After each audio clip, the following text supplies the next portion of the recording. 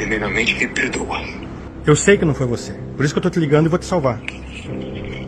A minha filha tá machucada, mas a tua também tá. Você sabe disso? Tá perdoado. Assim, eu não taquei fogo na minha filha. A Mariana falou que eu taquei, mas não taquei, não. Eu tô preocupado com as minhas duas filhas. Muito preocupado. Não, fica tranquila que eu vou pedir pra Mariana cuidar disso. A Mariana é foda. A Mariana é boa de briga, mas eu vou cuidar. Mas primeiro nós temos que cuidar de você. Então eu vou te falar, presta atenção. Presta atenção.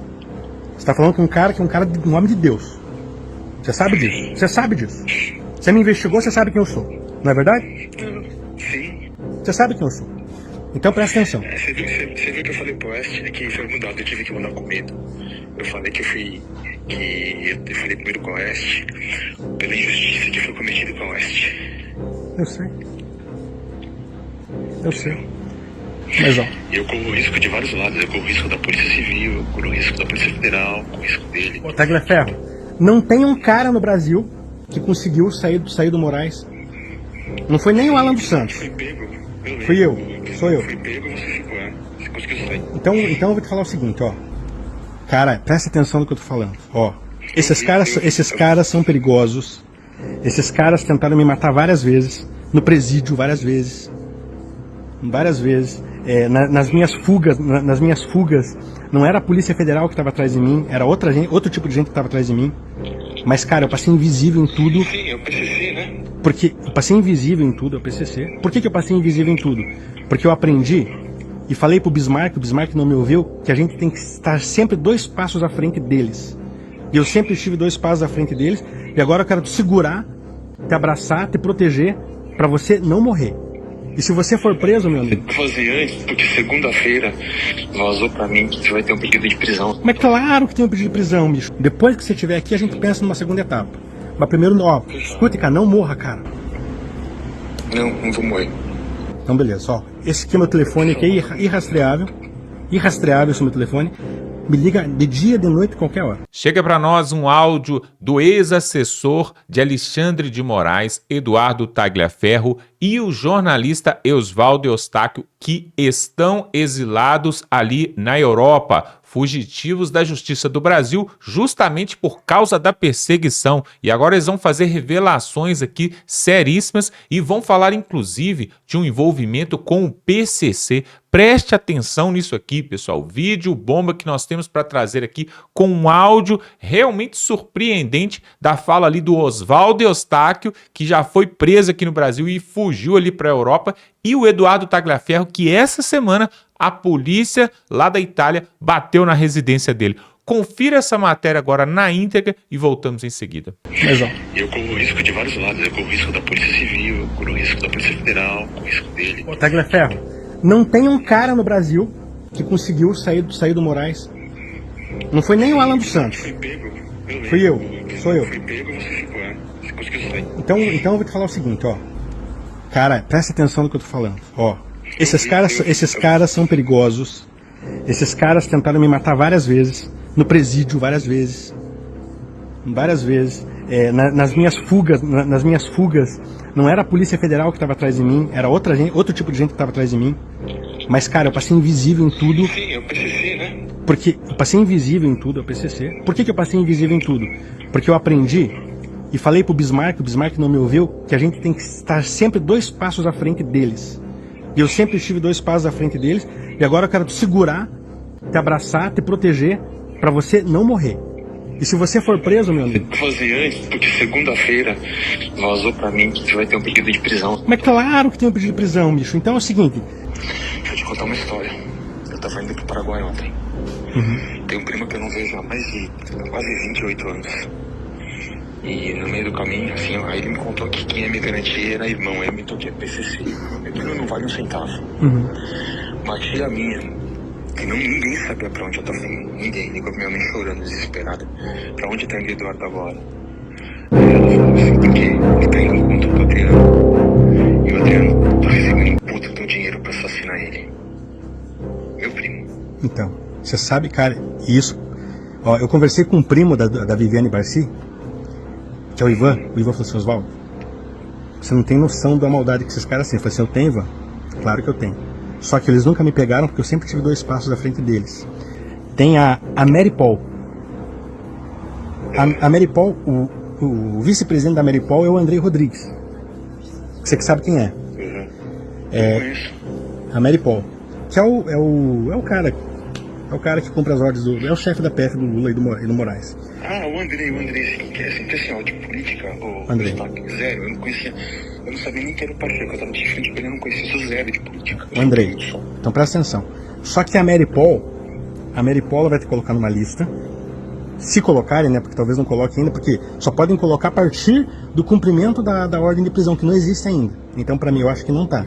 Mas, eventualmente, se te coloca na Ameripol, na Argentina, eu tenho contato direto lá com o pessoal do Javier, você pode passar liso e vir pra cá. Tá? Passar liso e vir pra cá. Se você tem o passaporte europeu ainda, meu amigo, é moleza. Aí, se você tá com problema de grana, eu emito tua passagem. Entendeu? Eu emito tua passagem. E aí, quando você chegar aqui, nós já pedimos proteção internacional. Fechado, está aqui, vou falar com o pessoal que tá comigo aqui. Tá. Vambora. Então você faz o seguinte, presta atenção que tu vai, não fale pra ninguém tua rota. Não. Depois eu só precisava levar a minha atual mulher, que o passaporte dela tá em São Paulo, entendeu? Ela precisa pegar na PF. Mas cara, Mas aí depois não, eu vejo. mas isso aí você faz depois. Isso aí você faz depois. Porque senão os caras vão te matar, bicho. Ou te prender, que é pior, tá? Porque se te prenderem é pior. É melhor morrer do que... Se te prenderem, cara, os caras, cara, eu sei que eu tive lá, os caras chegavam pra mim e falavam assim, ó, eles não falavam de quem era a ordem, mas eles falavam assim, ó, você sabe quem que tá mandando te bater. E aí, cara, me arrebentava no pau. Então, você vai fazer o seguinte, não passe por imigração, porque se você passar por imigração, você vai ter problema, entendeu? Então... de bloqueio, que é um dinheiro que eu tenho. Mas é que eu não tenho, eu tenho 300 euros que meu amigo me deu e eu devo ter uns 3 mil dólares, mais ou menos. Então guarda isso aí, tira todo o dinheiro que você tem, guarda isso aí. Não, ele bloqueia o Wise, que eu não sei. Não bloqueia o Wise. Porque assim, as ordens não iam de mim, iam dele, as mandas não eram comigo, então eu não sei. Ele tentou bloquear o meu Wise não conseguiu. Eu tenho o Wise aqui. Não conseguiu. Ele pediu, mas o Wise cagou pra ele. O Wise é Bélgica, né? Eu posso te falar uma coisa, cara. Eu posso acabar com esse cara. Então é o seguinte, mas pra você fazer isso aí, você tem que primeiro salvar você. Tá? Primeira coisa é te salvar. Depois, a outra pauta é outra pauta. Porque senão você vai morrer. Então, bicho, ó, faça essa operação o mais rápido possível. Já te falei, a cidade que você tem que ir, atravessou Rocha. Quando você estiver do lado de lá, você procura a Cali 14 de março. Peraí, escreve aqui no meu telefone. Peraí. Não escreva, não. Peraí, caramba. Eu escrevi até no signo pra não. Escreve aí. Cali 14 de março. Peraí. Cali 14 de março. 14 de março. 1374. 1374. Em frente à Igreja Católica. Tá. Aí, em frente à Igreja Católica, tem um bar do Dom Cabaleiro. Bar Dom Cabaleiro. Você vai chegar no Bar Dom Cabaleiro e vai procurar pelo Dionísio Valdez. Dionísio Valdez. Tá. Ele já vai estar sabendo. Ele não vai saber quem que você é, nada, não vai saber de nada. Você sabe que é missão minha. Ele vai te levar até Assunção e de Assunção para a fronteira com a Argentina. De lá da fronteira com a Argentina, junte. Lá está tranquilo, entendeu? Direto para Buenos Aires, voo para cá. Eu te pego. Eu peço para alguém da minha equipe te pegar. Depois que você estiver aqui, a gente pensa numa segunda etapa. Mas primeiro, ó, escute, cara, não morra, cara. Não vou morrer.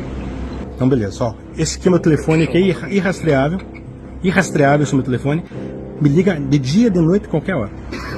Obrigado, Oswaldo, obrigado de coração mesmo. Tamo junto. Depois eu vou trocando de chip e eu vou te passar a numeração. Tá, então fechou. Então vai me alimentando aí de informação. E cara, faz isso o mais rápido possível. O mais rápido possível, eu já vou pesquisar aqui os bilhetes aqui, pra já deixar na ponta da agulha aqui pra comprar. Tá. E pede perdão pra Maiane e fala que eu não taquei fogo na minha filha. Vou ligar pra Mariana agora e vou falar isso. Foi tudo uma noção da Polícia Civil. Mas agora tá tudo claro, né? Agora tá tudo claro. Sim. Não, Desde do quinto dia que eu tava lá, eu percebi. a Mariana me falou assim, papai, eu tenho certeza que não foi o Eduardo que mandou bloquear ninguém. Eu tenho certeza que foi o Careca. Mariana me disse. Foi, eu não tenho esse poder nenhum, não era nada, cara. Mas quem que foi? Foi o Ayrton também? No mesmo modus operandi? Tudo do mesmo jeito. Chegando aí eu te mostro tudo, Tá. tudo. Então beleza, então se salva, tá? Combinado? Tá bom. Pouco me importa o que vai acontecer depois. O que eu quero é que você não morra. Pois é, agora nós temos a segunda parte desse vídeo para mostrar, porque depois que a polícia da Itália foi até a casa de Eduardo Tagliaferro nesta semana e o levou de forma coercitiva, de forma obrigatória, até ali a delegacia para prestar esclarecimentos, ele ficou ali algum tempo, mas depois foi liberado e agora ele vai contar tudo o que está acontecendo e vai esclarecer. Será que ele vai ser preso? Será que não vai? Será que fugiu? Será que está com um plano de fuga? Preste atenção no que está acontecendo. Pessoal, Eduardo Tagliaferro é a principal prova, ou seja, um arquivo vivo sobre tudo que aconteceu aqui nos processos eleitorais nos últimos anos. Preste atenção na fala dele, o pessoal da Revista Oeste o entrevistou e vai falar tudo. Dá um like nesse vídeo, pessoal. Se você não está inscrito, inscreva-se agora para ver outras matérias como essa. Veja só e voltamos em seguida. Eduardo Tagliaferro, nos ouve? Agora sim? Agora sim, agora eu tô ouvindo, sim. Boa noite, seja bem-vindo. Boa noite. Muito obrigada pela entrevista. Tagliaferro, eu gostaria que você relatasse para a gente como é que foi essa abordagem da polícia italiana, onde é que você estava, como é que foi essa condução até a delegacia? Boa noite, obrigado pela participação aqui. Foi tranquila. Eu estava na minha residência, eles chegaram por volta das 4 horas, trocaram a campainha e me informaram que tinha um ofício para me entregar e que eu deveria acompanhá-los até a central dos Carabinieri aqui na Itália, somente para ser cientificado de um ato feito pela corte italiana, referente a um pedido do Brasil, o qual eu já sabia do que se tratava. Cheguei lá, fui identificado, me passaram as medidas cautelares e foi tudo tranquilo, sem problema algum.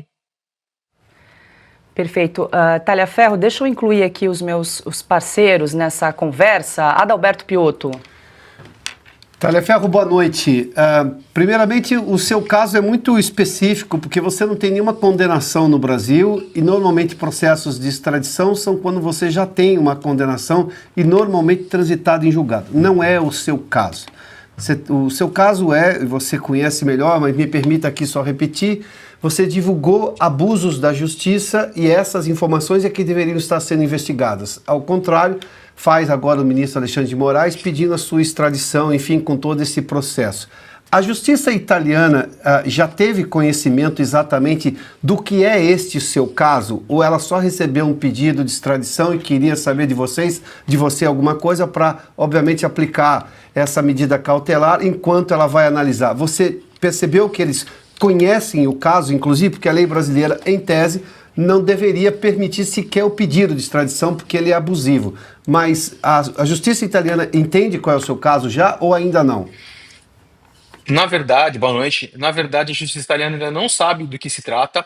Ela sabe que é um pedido de extradição feito por um ministro de uma Suprema Corte do Brasil e referente a um crime de vazamento de sigilo profissional com o objetivo de desestabilizar a República. Somente isso. Eles não sabem que não há que não há denúncia na época, né, do pedido, que não há condenação, que não há qualquer outra condenação em outro processo e que o pedido foi feito com 10 dias de antecedência da própria denúncia feita pela Procuradoria-Geral da República. Eles não têm ideia. Quer complementar, Piotto, rapidamente? Quer dizer, nenhum problema processual é de conhecimento deles ainda. Ou seja, suponho que quando souberem do problema processual, de acordo com a lei brasileira, vão passar a considerar isso também em todas essas cautelares. Ou a única cautelar é não deixar a cidade, é isso? Sim, a única cautelar que eu tenho é não sair da cidade, não tem restrição de hora, não tem restrição de rede social, de internet, de nada. Que acontece o seguinte, o pedido chegou à Itália, porém, todo o processo ele deve ser traduzido e apostilado para o italiano, para que a corte aqui tenha noção do que está acontecendo. E eu ainda vou ser ouvido para justificar, para poder, no interrogatório, para falar o que está acontecendo. Inclusive, o crime ao qual Moraes atribui a mim, aqui na Itália não é crime. Denunciar alguém é crime vazar dados. Porém, se esses dados vazados são crimes de uma pessoa, não é crime, ao contrário, você recebe até uma recompensa. É obrigatório fazer isso na Itália. Então, o que o Moraes está fazendo aqui não tem tanto efeito hoje. Entendi. Deixa eu passar para a Ana Paula Henkel, que também tem uma pergunta para o Eduardo Talhaferro.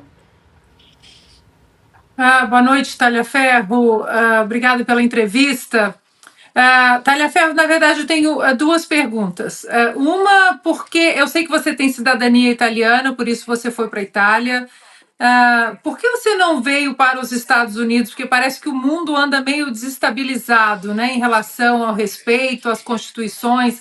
Há um complexo industrial da censura sendo aplicado em todo o mundo e parece que os Estados Unidos ainda estão respeitando, né, esses pilares da liberdade, da proteção. E a segunda pergunta que eu queria te fazer é se o material que você tem, alguma coisa já foi encaminhado para autoridades americanas ou para pessoas relacionadas com o governo americano, já que o próprio Alexandre de Moraes foi sancionado pela Lei Magnitsky pelo governo americano? Boa noite, Ana, tudo bom? Bom, a minha decisão de vir para a Itália, ela se deu justamente pela facilidade por eu ser italiano e não ter qualquer tipo de restrição. Mas não foi só isso. Eu não pude ir para os Estados Unidos justamente porque a minha esposa e a sua filha, elas não têm visto americano. E eu não tinha muito tempo hábil para pedir esse tipo de permissão aos Estados Unidos para levá-las naquele momento. Eu cheguei na Itália em abril,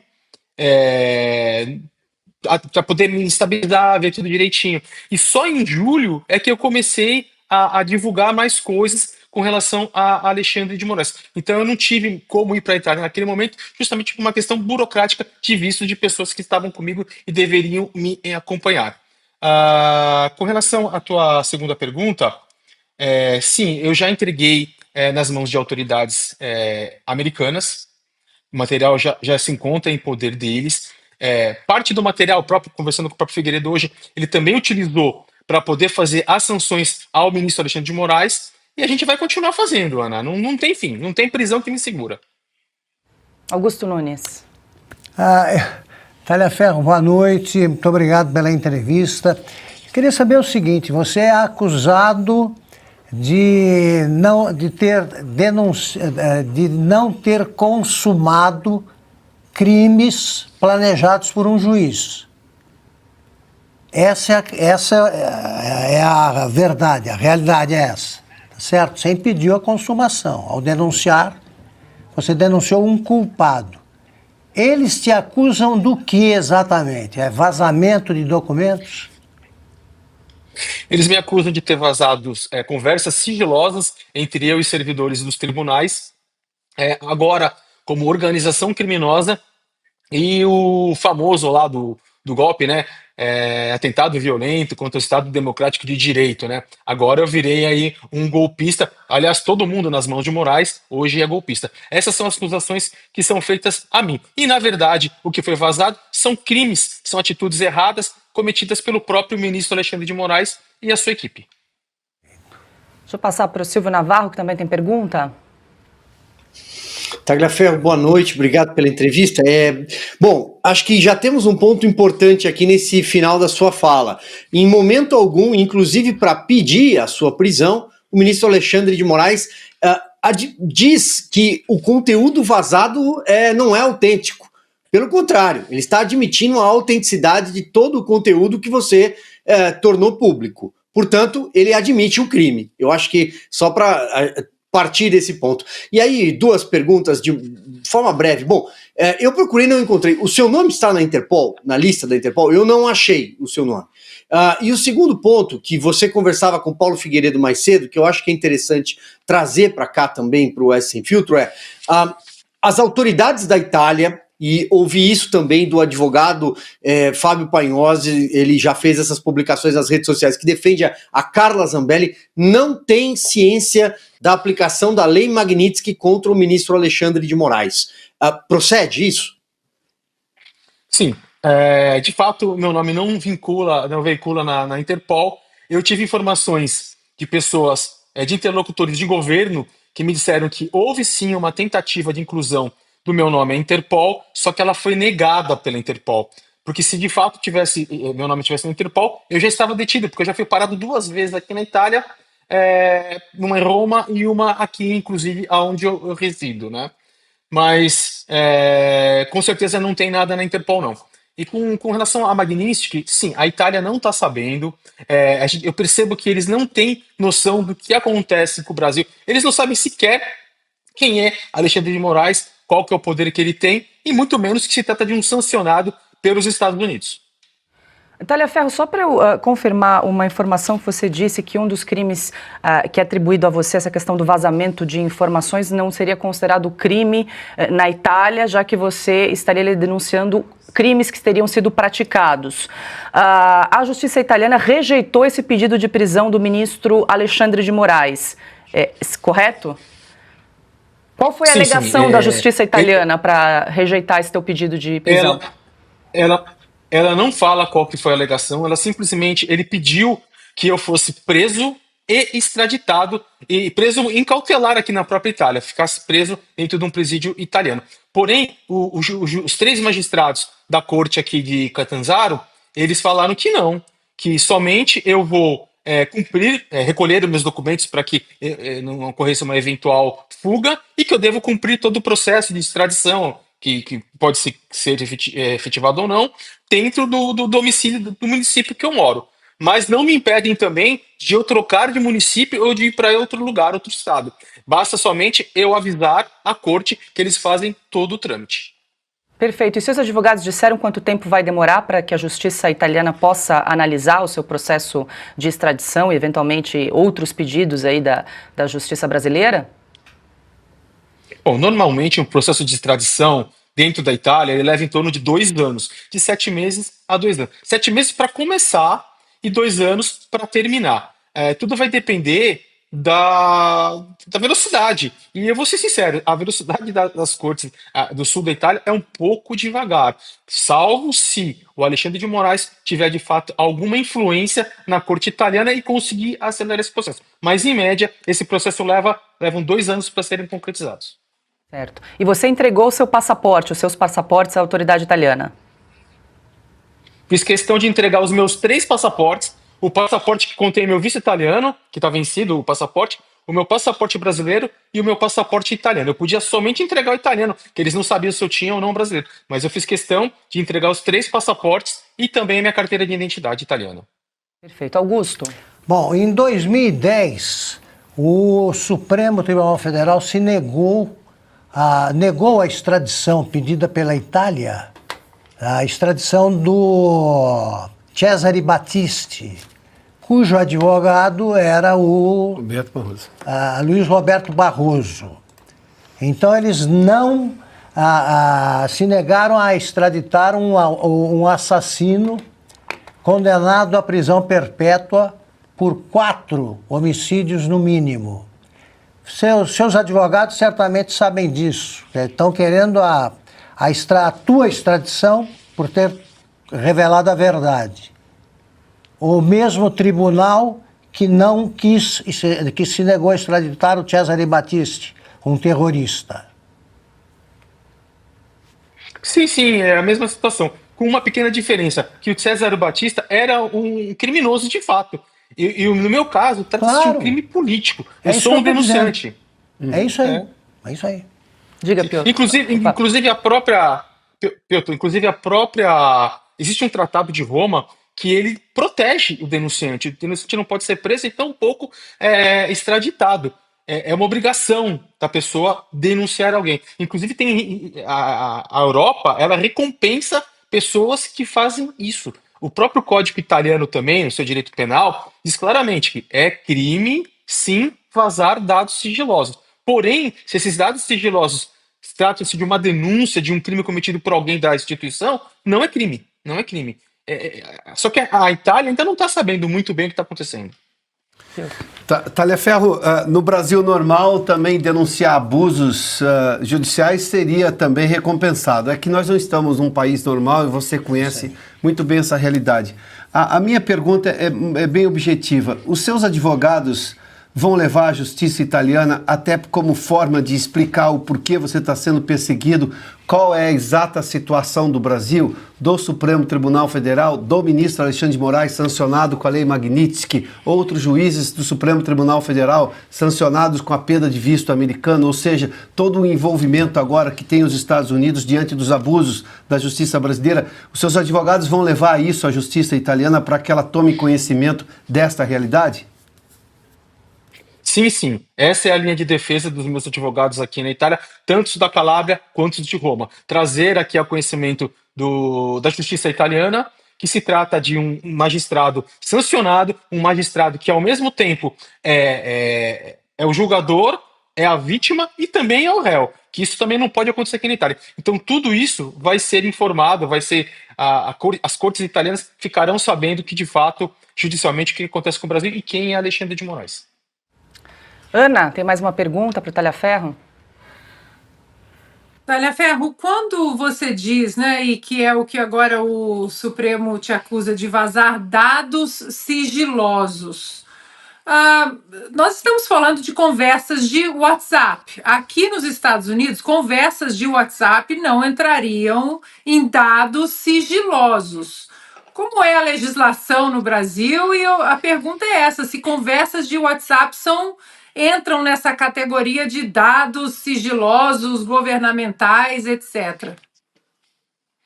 Ana, eu não assinei qualquer documento que impedisse de eu usar o meu WhatsApp ou de eu mostrar mensagens do meu WhatsApp. E lembrando que as conversas entre eu e os magistrados se deram entre celulares de pessoas privadas, celulares pessoais, e não celulares corporativos. Tratava-se de conversas entre eu e os magistrados nos nossos próprios telefones. E eu não vejo problema nenhum em eu divulgar. Lembrando ainda que se trata de um crime cometido por eles, e não por mim.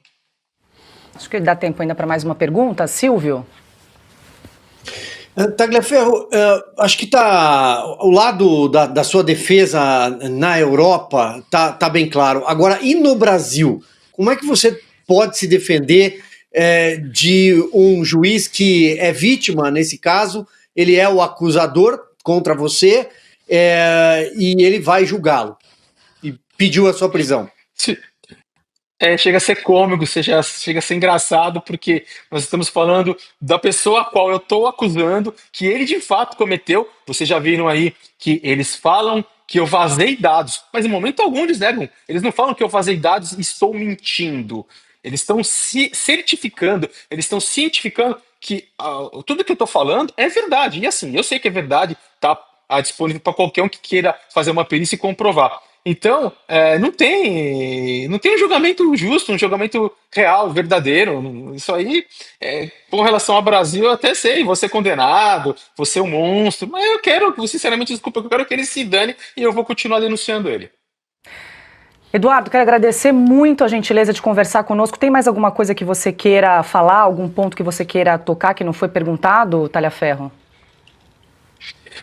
Eu queria pedir para todo o público da Oeste, que é um público muito grande, muito forte, um público muito fiel, que agora comece nas redes sociais a mandar mensagens para os políticos aqui da Itália. Sabe, para Meloni, pro Salvini, procura, se alguém quiser tiver alguma dúvida, me procura no meu Instagram, começar a mandar para Carlo Fidenza, eu passo direitinho, para poder começar a agitar a própria Itália, porque a Europa precisa saber mais, a gente fala, mas às vezes não dão ouvido. E que também enche as caixas postais dos parlamentares brasileiros, porque não pode. A gente está dando a vida, a gente está fazendo aqui o que pode e o que não pode por um país, então a gente também precisa do apoio do brasileiro para que ele faça com que os parlamentares se movam, vão atrás e tentem pelo menos resolver os problemas que são do nosso país. Pois é, você viu aí a fala do Eduardo Tagliaferro e também o áudio, a ligação ali entre o Oswaldo Eustáquio e o Tagliaferro. Pessoal, o que está acontecendo no Brasil é realmente um estado de exceção e olha só a que ponto chegamos. Um jornalista e um ex-funcionário ali do TSE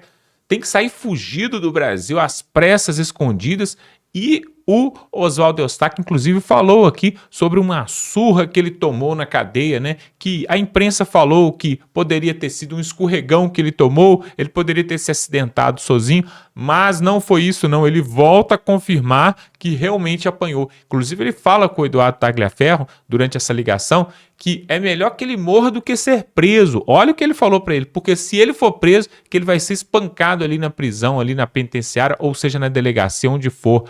Tudo isso, pessoal, porque estamos vivendo um momento totalmente ímpar, que nós nunca vivemos no Brasil. Acho que nem na época da ditadura militar, como se dizem, e outros falam regime militar, talvez não houve esse tipo de perseguição, né? Aí eu quero que você coloque aqui nos comentários, pessoal. Você acha que o Eduardo Tagliaferro está exagerando? Ou as coisas que ele fala realmente sobre os pleitos, sobre as disputas eleitorais aqui no Brasil, realmente faz sentido? O que você acha? Sabe por que eu estou te perguntando isso? Porque pare para pensar comigo. Muitos falam assim, né? Até o pessoal do Centrão e da esquerda fala assim, mas por que queixam do sistema eleitoral? Por que queixam aí da disputa das urnas e tudo mais? Sendo que o Jair Bolsonaro foi eleito, parece que 5 ou 7 vezes, como deputado federal. Aí nessa hora que ele foi eleito como deputado federal, ele não reclamou das urnas, não reclamou do processo eleitoral. Os outros deputados de direita, prefeito, governador de direita, quando foram eleitos com esse sistema eleitoral, não reclamaram. Por que agora vão reclamar? Só que, pessoal, tem muita coisa encoberta para ser descoberta. E agora nós tivemos a troca ali, né, no Supremo Tribunal. A presidência do Supremo Tribunal passou do Luiz Barroso para o Fachin, Edson Fachin, o mesmo que foi indicado por Dilma e que por causa de um CEP descondenou o Lula, tirando ele de Curitiba e mandando os seus processos para Brasília. Olha só, nós vamos ficando por aqui. Se inscreva no canal, pessoal. É muito importante você se inscrever para você fortalecer este canal que é de direita, que é conservador e que traz notícias como essa que nós trouxemos hoje. Então acaba de se inscrever aí agora, dá um like nesse vídeo e estamos juntos.